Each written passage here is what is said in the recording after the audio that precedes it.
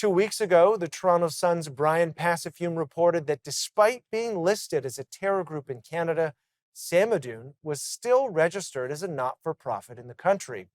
Earlier, I sat down with him to talk about new developments on the organization's status. Yeah, so Samidoun was declared a terrorist group last October by Dominic LeBlanc, who was the public safety minister at the time. And ever since then, Canada has chosen not to revoke the group's not-for-profit status under the corporate registry.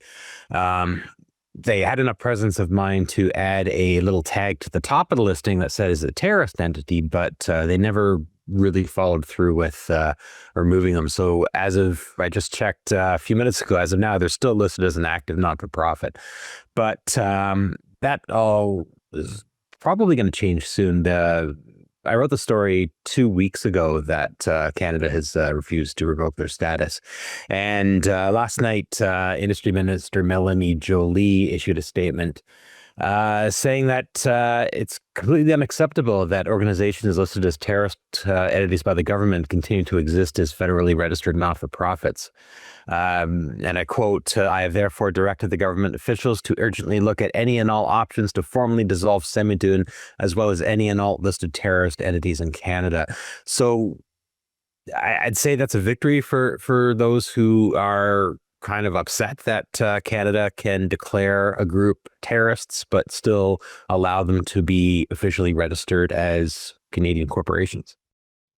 I also asked Brian about why there is a delay in delisting the organization, despite the fact that they are officially a terror group in the eyes of the federal government. It's an interesting it's sort of an interesting picture into how the liberals treat terrorist organizations, particularly ones that are anti-Israel and anti-Jewish, like Samidoun is. Now, Samidoun was also listed as a terror organization by the United States as well. Both Canada and the U.S. have long highlighted Samidoun's connections to the Popular Front for, I'm going to get this group wrong, I'm sorry, Popular Front for the Liberation of Palestine, the PFLP terror group. They've been described as little more than a fundraising arm for that group.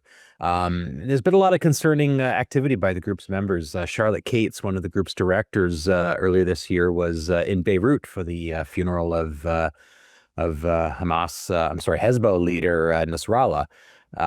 She was part of a delegation of Western Western pro-Iran regime influencers who were brought to Beirut to take part in the funeral. So yeah, there's a lot of questions about that. What's the point of declaring a terrorist group if they can still maintain corporate status in Canada and their leaders can travel the world preaching their hate and their terrorism? And just the fact that she was an invited attendee at Nasrallah's funeral. Hezbollah is also a listed terrorist organization in Canada. So really, this is sort of the closure of one chapter, but still a lot of questions remain unanswered here.